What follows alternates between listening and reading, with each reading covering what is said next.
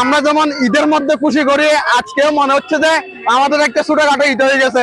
এটা একটু টেকনাফের জন্য রেকর্ড পরিমাণ মানুষ হয়েছে, আর্জেন্টিনার ফ্যান ফলোয়ার।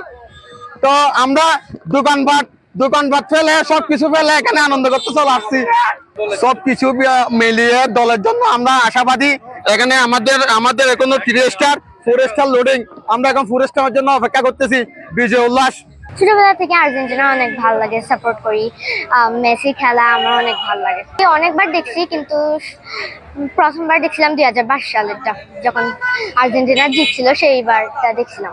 বর্তমানে চ্যাম্পিয়ন দল, আমরা ধারাবাহিকতা বজায় রাখার জন্য চেষ্টা করব।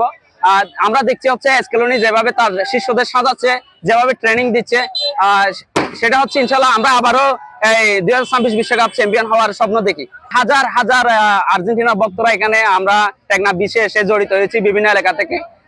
আমি খেলোয়াড়দের প্রতি, আমাদের টেকনাফের খেলোয়াড়দের প্রতি বলবো হচ্ছে, ওনারা যেভাবে আর্জেন্টিনা দল আমাদের মন জয় করতে পেরেছে, সেভাবে আপনারাও খেলে এভাবে আপনারাও ভক্তদেরকে এভাবে উৎসাহ দিবেন, যেন আপনাদের প্রতি একদিন টেকনাফ টিমকে, যেমন কক্সবাজার টেকনাফের একটা ফাইনাল আছে ডিসি কাপে, সেই কাপ থেকে এভাবে যেন গ্রহণ করে নিয়ে আসতে পারে, যেটা আমার একটা ব্যক্তিগত আশা।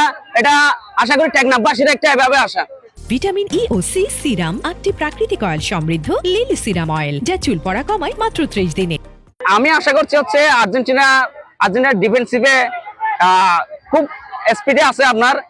আর্জেন্টিনার পুরো টিমটাই আসলে ফিট, ওখানে দুর্বলতা কোথাও দেখছি না। আসলে আমরা যেভাবে উচ্ছ্বাস উন্মাদনা দেখি, সেভাবে হচ্ছে ঘটনা না হওয়াটাই ভালো।